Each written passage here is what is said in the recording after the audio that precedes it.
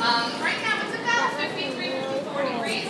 It can get up to 60 depending on the season, and as low as 50, again, depending on the season. Every single day here, with our staff of aid bearers, volunteers like myself, and even interns, we have several daily tasks. One of which is to clean and scrub down every one of our 6 fiberglass islands. They say in the wild you can smell a penguin colony long before you can see it.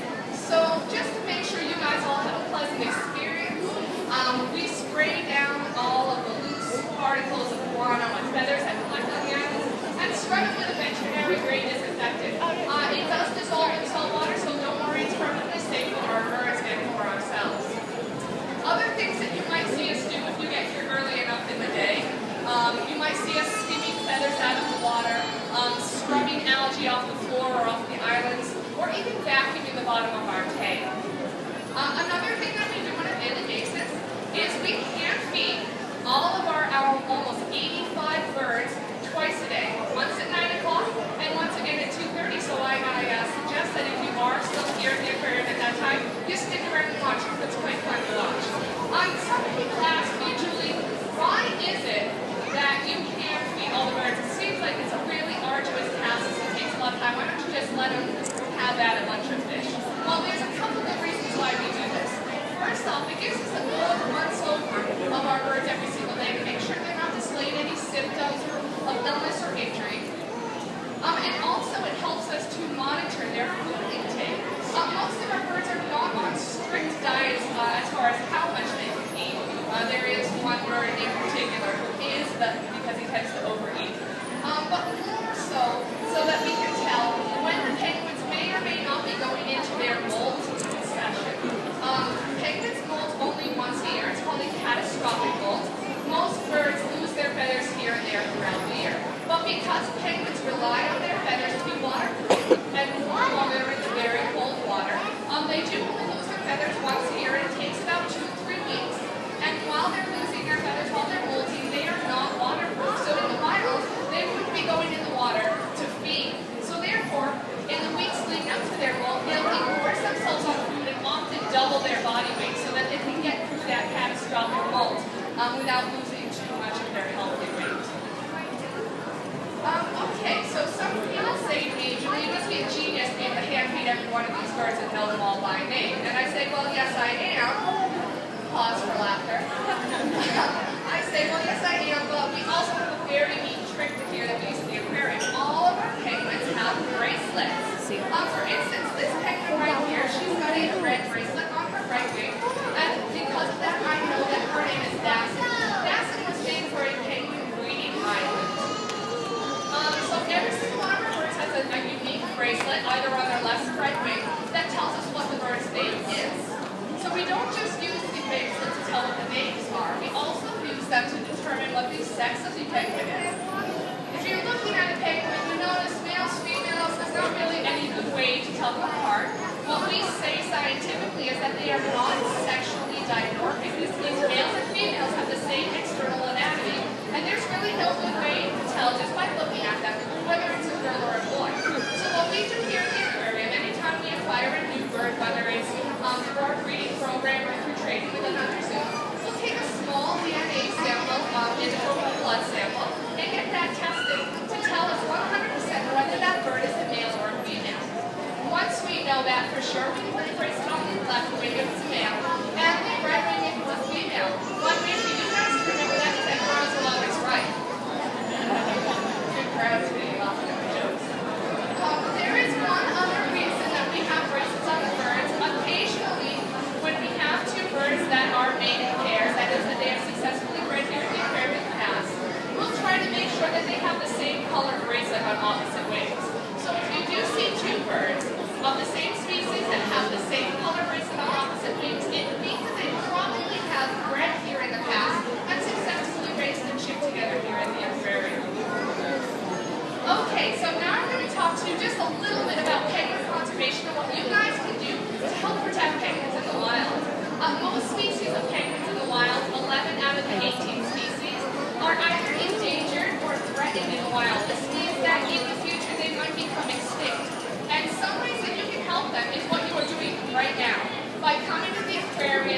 by paying for your admission ticket, you're helping out penguins because you're helping out the breeding program here at the aquarium.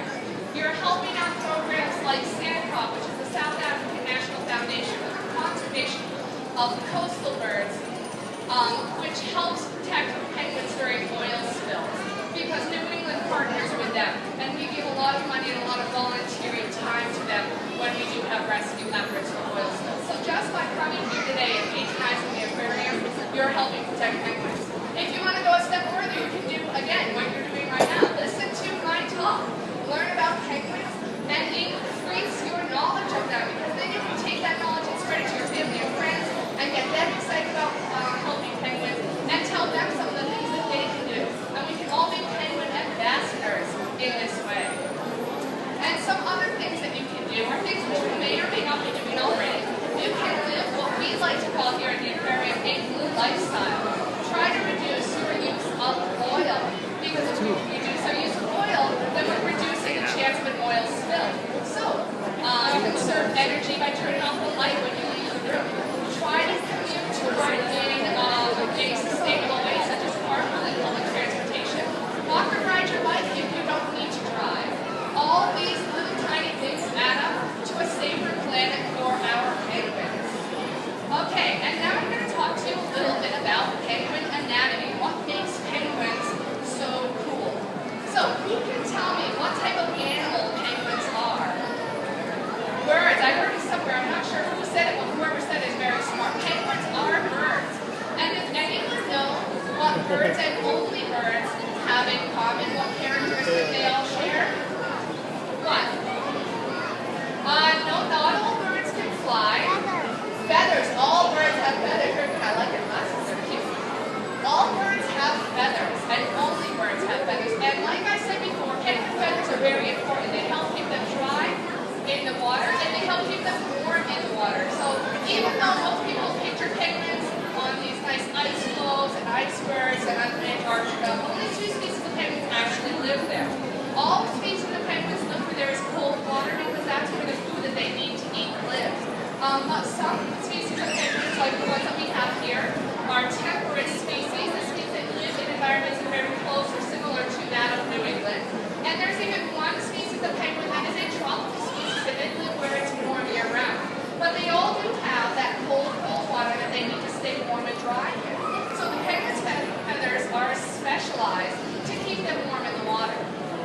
If you hold up your hand to make an OK sign, that's about 1 square inch of space, and in that space, a penguin can have up to 80 feathers. It's the densest feather coat of any bird. And that's not the only thing that helps keep them warm and dry. Penguin feathers have 2 parts. They have an outer part, which is sort of spade-shaped, and they interlock like pieces of plate armor. And this makes them waterproof.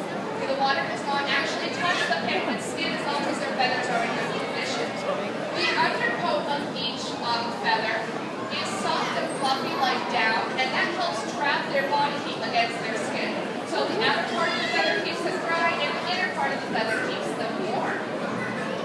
The last thing that their feathers do for them is provide them a coat of camouflage that we like to call counter shading. You notice that penguins have black feathers on their backs or dark feathers on their backs and light feathers on their stomachs, and this is because anything swimming above a penguin is going to look down on the penguin and see the dark back of the penguin blending in with the dark bottom of the ocean. Here in the exhibit we have light bottoms of the floor, so it's very difficult to sort of understand this. Unless you look over there on the ground where we have a nice black circle. If you notice that the penguin swimming over that, you're going to see that it's sort of hard to keep track of where exactly they are. Conversely, if you're swimming underneath the penguin and look up, you're going to see that white belly blending in really well with the sunlight coming in from above. So, counter shading works both ways. It hides them from things swimming above them, and it hides them from things swimming below them. Other animals that use this are things such as sharks, whales, dolphins. You notice that they have darker backs and lighter stomachs. It's called counter shading. Some other really cool penguin adaptations are their wings. You'll notice that penguins have very short, stiff wings, and they are unable to fold up alongside their bodies. This is because penguins do not fly. And if they did fly, they'd have those nice, long, slender wings that would allow them the lift they needed to they fly through the water. Penguins use their wings in the same way, but because they have to push water out of the way instead of air, their wings are shaped more like paddles that you would use when you're paddling a boat like a canoe or a rowboat. But they do use the same exact motion as birds that can fly. Other ways that penguins differ from most birds is that penguins have dense bones. Most birds have hollow bones. This is because in order to fly, they need to be light enough to get up in the air. So they have these hollow bones that have air pockets, and then it makes them light and they can fly. If penguins had hollow bones, you'd see a bunch of penguins bobbing around on the surface of the water, unable to get underneath to catch any fish. So penguins have adapted to have nice dense bones, like most mammals have. And this gives them a little bit less buoyancy and allows them to swim underwater, which is really good because all the things that they eat, fish, squid, shrimp, and krill, they need to dive down really deep to get them.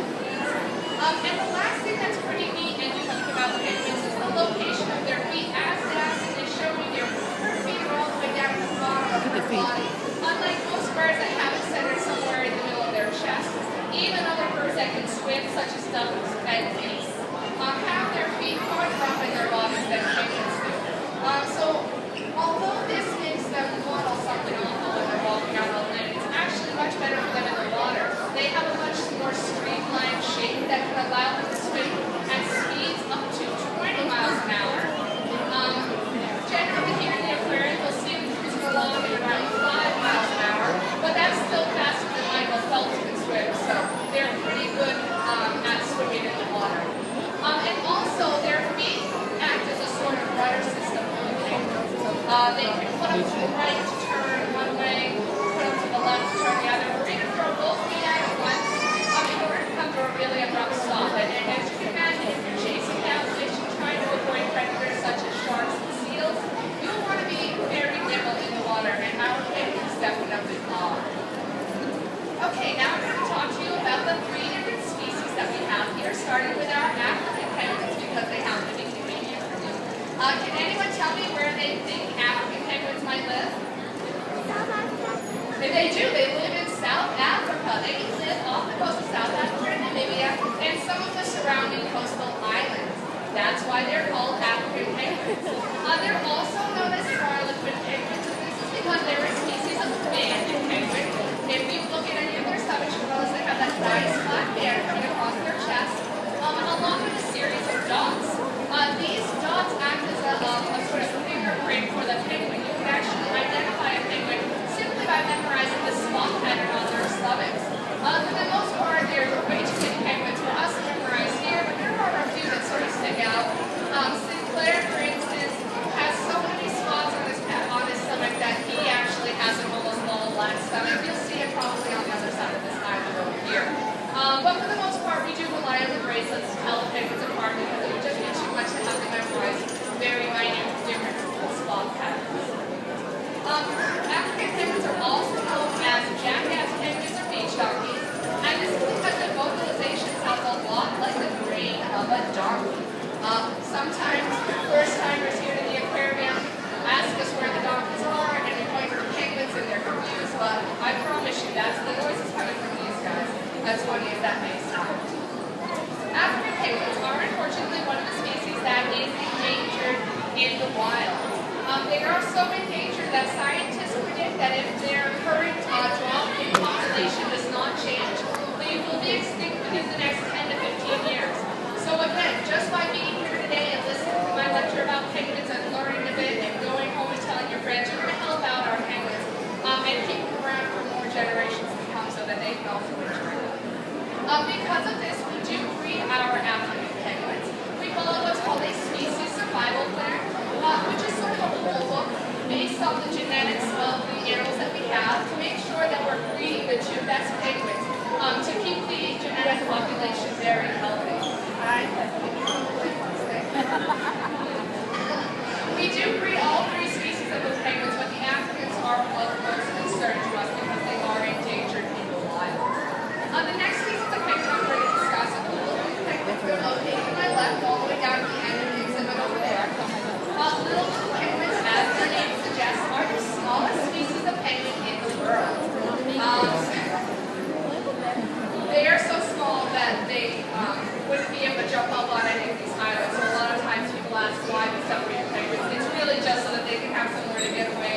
out of the water from the Africans that might decide to take all the spots on it. Easier to hop up on island over there. Another thing that's pretty unique about little blue penguins is that they actually have blue feathers instead of black feathers.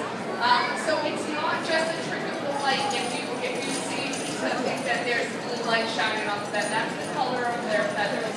And lastly, what makes them unique is that they have the widest range of vocalizations of any penguin species.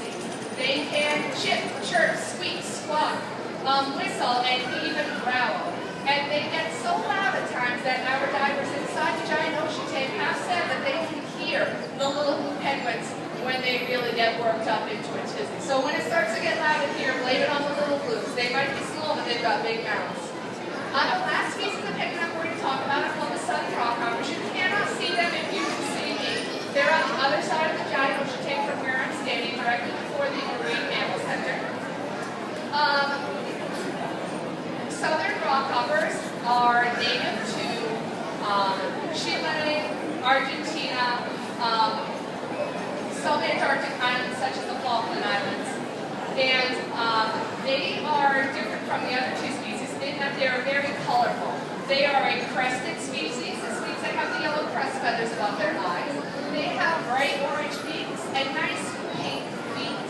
Okay, so whereas these guys are mostly black and white, those guys are mostly blue and white, our southern rockhoppers have quite an array of colors to them. A lot of people tend to confuse them with macaroni penguins, and they are similar because macaroni penguins are another species of crested penguins. But a couple ways you can tell them apart is by size and by shape of the crest feathers. The southern rockhoppers are quite a bit smaller than the macaroni penguins, and the macaroni penguins have one continuous crest feather that connects over the eyes like a unibrow, whereas the southern rockhoppers have two distinct feathers, one over each eye. Southern rockhoppers are named for their ability to jump about on the rocky cliffs where they choose to make their nests. Southern rockhoppers regularly climb cliffs up to 90 feet above sea level to get to the grassy areas where they're going to make their nests. They are so adept at jumping that they can actually jump their entire body height from a standing position, which is quite impressive if you ask me. Okay, well that pretty much concludes my talk, but I have time to answer as many questions as you guys have for me. So does anybody have any penguin questions? Any questions at all? Raise your hand or shout it out. Are the little blues currently molting? No, the little blues are not currently molting. In fact, they finished their molt. The last one finished its molt in about the end of September. So they do tend to molt all at the same time. But for instance, the Africans don't tend to do that as much. Does anyone else have any questions? For instance, I often get asked how long can penguins hold their breath underwater. I'll get your question next, okay? It depends on the size of the penguin. The smaller penguins cannot hold their breath for as long because they have smaller lungs, and the larger penguins can hold their breath for a while. I see you too, okay? Little blues can hold their breath for about 45 seconds max. The Africans and the southern rockhoppers are about 4 to 6 minutes tops. And the emperor penguin, which is the largest species of penguin, can hold its breath for about 15 minutes. So it really does vary between the smaller species and the larger species. Okay, sweetie, what was your question?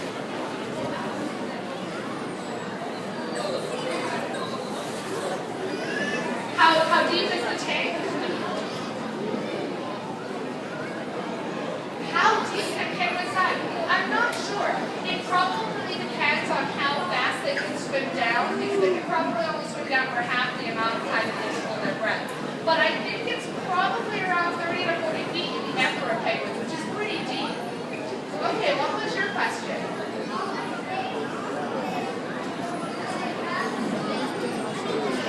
In a year, how many babies do they have here at the aquarium? Or in general? In general, most penguins that are breeding will only raise one chick per year. But sometimes there's enough food in the wild for the penguins to raise a second baby as well. But it's definitely no more than 2. Okay, oh, she went away. Does anyone else have any questions? so much for listening. Again, my